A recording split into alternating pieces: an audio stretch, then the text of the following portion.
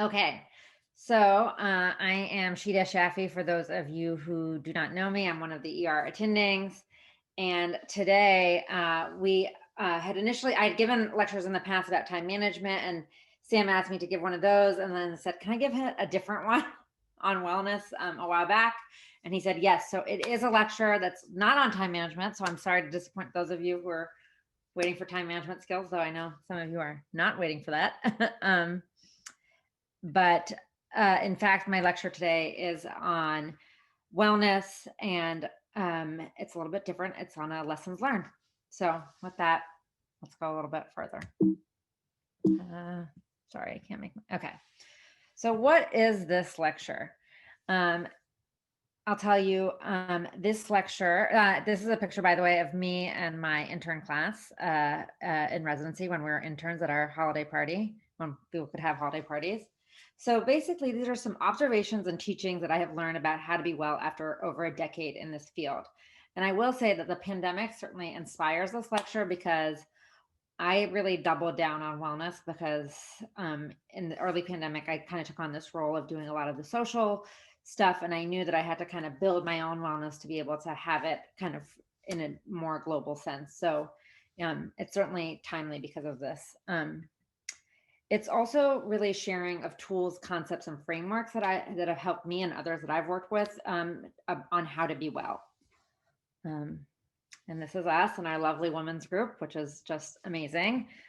What it is not, this lecture is not a step-by-step guide on achieving wellness. And the reason it's not that is because I don't think such a thing exists. I think wellness is a really individualized process, just like all the individuals in this group who approach life and approach medicine in different ways.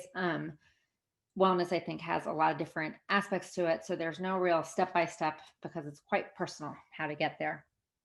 So without further ado, here are my top 6 lessons that I've learned in wellness over the course of the past decade. It's no coincidence that I chose this photo of me and my family because one of the facts of wellness comes from the Grant study, or the Harvard study of adult human development, which is a 75-year-long ongoing study. And what it shows is that our happiness, even our physical health and our wellness, are most tied to our relationships. So this is some of the most important relationships in my life. So lesson 1 is that invest in your relationships.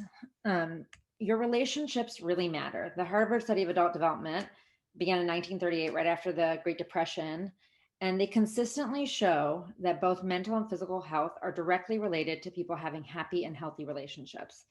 It's so vital that their lead investigator, Robert Waldinger, who's a psychiatrist, says loneliness kills. It's as powerful as smoking or alcoholism. So to think about that, about how those are linked, like that not having healthy relationships in your life and not investing in your relationships in your life has just as detrimental of effect as smoking or alcoholism. I think that's pretty profound.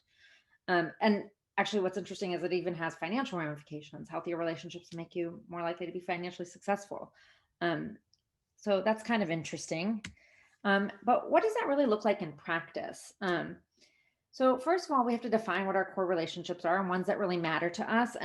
And we have to value those and focus on those. And how that looks in real life as an emergency medicine doctor for me, and for many of you, I think, is that we are consistently taking away from what would be family time or time to spend with our friends to invest in our careers.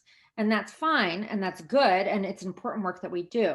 And I think one way to think about our relationships with, and I'm using my family because that is what the relationship is for me. And even in the data in this study, it doesn't necessarily, those relationships are not necessarily family. It can be close friendships. It can be volunteer communities, just any kind of community and relationships. So I think of them as a savings account. And I think that anytime when I go and make an appointment to go to a journal club, or, when we used to go out of our house for journal club, but even now when we're going online in the evenings, or when I spend my weekend working shifts, that I'm taking away from that savings account of time that I would otherwise be spending with my family, and that I get to reinvest back into that time and allowing that. And that's really a mental shift, I think, that I learned along the way, because there were periods of my life where I spent a lot of time just burning the candle at both ends and then never investing back. And then you suddenly realize, oh, wow, there's a lot of distance that's grown. So if I can leave you with only one lesson that you take away from this whole talk, it's this: no one but you can value your relationships. Your boss can't value them. Your program director can't value them. You don't need to put your relationships on hold. They are important and they sustain you and they are valuable. And it's okay to give yourself back time, especially because you do put so much time into your work. So lesson 2, emergency medicine is a heartbreaking endeavor, and we have to find ways to mend our hearts. So emergency medicine, clinical emergency medicine, will always break our hearts. And the reason is that's how it is by design. We see people at their worst. And what I mean by that is we diagnose people with horrible illnesses. Just a few weeks ago in the middle of a pandemic, I had an older patient who told me that she was going through divorce, and then I diagnosed her with metastatic ovarian cancer. Like, that's a horrible feeling. We see the worst accidents, in the trauma bay, we see horrible things. We see patients who have had psychological breakdowns and are like really suffering. We see people just after they've been abused and are fully unprocessed and have to walk them through that. And then we also see segments of society where people are just struggling and have just been dealt an unlucky hand in that, like, we see tons of patients who work 50 hours a week at a minimum wage job. They're too rich to afford healthcare, but don't have healthcare, and they do these manual labor jobs and probably have slipped discs and need an MRI. And then you're stuck in the quandary of, what do I do for this patient? Do I order the MRI and then put them in medical debt? Do I not? We see all that and we hold that. We also only see a small amount of healing, right? We get people to the right places when we're lucky, right? So when we diagnose the STEMI, we get them to the cardiology lab. We, get the patient to the OR. We get the patient the antibiotics they need, and we help them, we bridge them, but we don't walk them fully through the path, or rarely do we walk them fully through the path and see the whole spectrum of healing. We see the very early stages of it. And we're very lucky in academic emergency medicine because we have a lot of community with our colleagues in the academic world, and we do get to hear a little bit about the other side and hear about from residents and colleagues, and also through conferences, of how people get on the other end. The kind of exception to this is fast track, which, is like one of the nice parts of emergency medicine, the little, like, laceration that you can repair, or the IND that you can do, or the nursemaid's elbow. Those are kind of the places where we see the full healing. And then we also take care of people who are not ready to accept help, right? That's pretty hard work. We see patients who are victims of domestic violence. One of my shifts at Miriam recently, I had 2 patients victims of domestic violence, and with the best social worker and an amazing resident who spent a lot of time talking to them. And one of them was just like, I'm just going to go back, like, because that was the choice that she was ready to make. And we can offer people all the best resources. We take care of, addicted patients all the time, and we can give them the best, and they may still not be ready to accept it. And that's really hard work. So one thing to honor about our job is that, like, we choose to be in this field that's like consistently challenging, and is just challenging by nature, because that's the work that we do. So what do we do with that? It's kind of, we have to work to mend our broken heart, and to realize that, like, this is a heartbreaking endeavor. And so we have to put back in somewhere. Just like if you went to the gym and worked out really hard, you need to stretch so your muscles heal. We need to do the same for our heart. We have to learn that if we're consistently taking care of some of the sickest, less well-resourced patients, then we have to figure out how to kind of heal ourselves. So I do have ways that I think that we can heal ourselves. So one way that I see many of you mending your broken heart is through work with research and advocacy. And I've chosen to highlight some of our colleagues who are doing that kind of work. So Kelly Wong, she has put together the Getting Out the Vote group that she leads. And, she was seeing this issue of, like, patients losing their agency while they're in the hospital. And so, this is a way to mend her heart. You can't do it in the ER. You can't, like, give them back that agency, but you can work outside of the ER to create that through advocacy work. Luke Messick, when not saving lives in critical care, he is doing it with his pen and paper, or probably actually a laptop.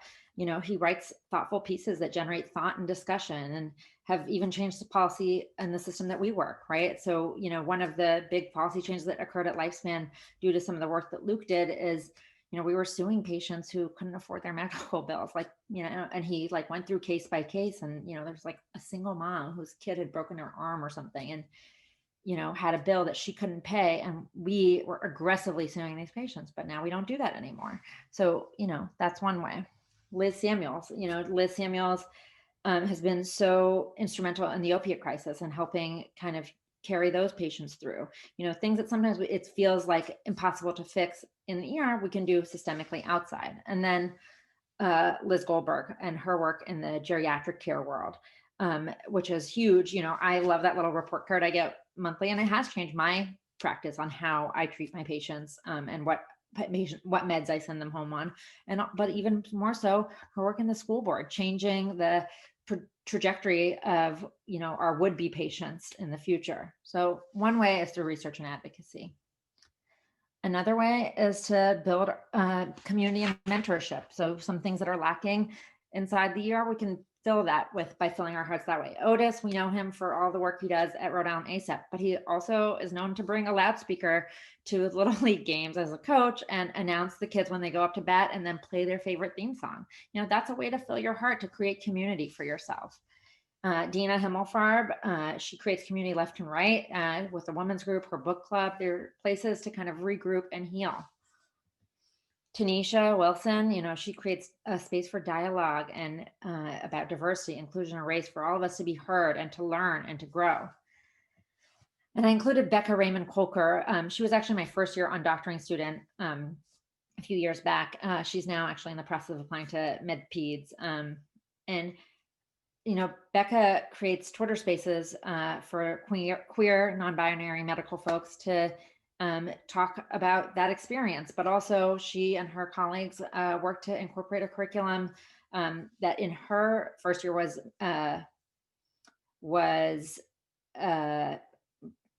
not mandatory, about focusing on queer, non-binary, and transgender care, and now has become incorporated into the curriculum and is mandatory. So one way is to build community and mentorship to heal our hearts. And then we can also mend our hearts through creating and understanding. So Michelle Miles, our Artful MD, she creates beautiful works of art to bring joy to the world and to her clients. And creating in that way can be so healing. Andy Beck and Austin Quinn, they made this periscope laryngoscope with a 3D printer, which is like a rudimentary glide scope. It's cheap to make, and they, creating that process can be quite healing, to create a cool tool that can be used outside of places where there may not be a glide scope available. James Tant, or Planty Doc, he is, a budding botanist and also has lots of little frogs now too. But, he creates these beautiful plants and grows them and spends time, and that's a place for his heart to heal. And it's little like micro orchids that are pretty cool. And then Jay Baruch, his work in narratives and writing works to untangle a little bit this puzzle of this like challenging world we live in just a little bit.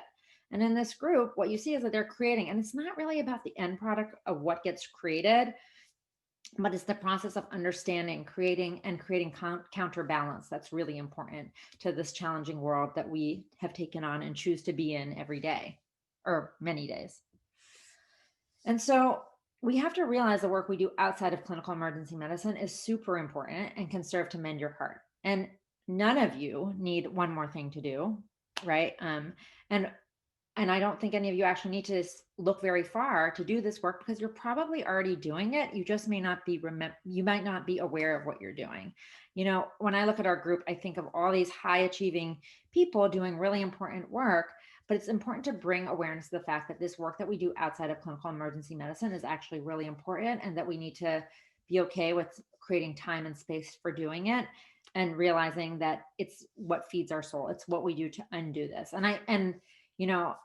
And it doesn't always look like, painting or something that's uplifting. Sometimes it's tedious work that we, that doesn't look so healing, but it does heal. And, one example that I look to when I think about that is our admin folks, right? Our admin folks are doing this tedious work that a lot of us don't want to do. That's hard, challenging work, but they are fixing things. They are growing things, and they're fixing long solving problems. So when I think of like the medical directors, I look at them. Or then when I think about some of our pre-hospital folks and trying to improve pre-hospital care, or our gender medicine folks and trying to teach us about kind of the biases that exist for us. So sometimes the work is heart mending, even though it may look like it's tooth pulling, but recognizing that is really important.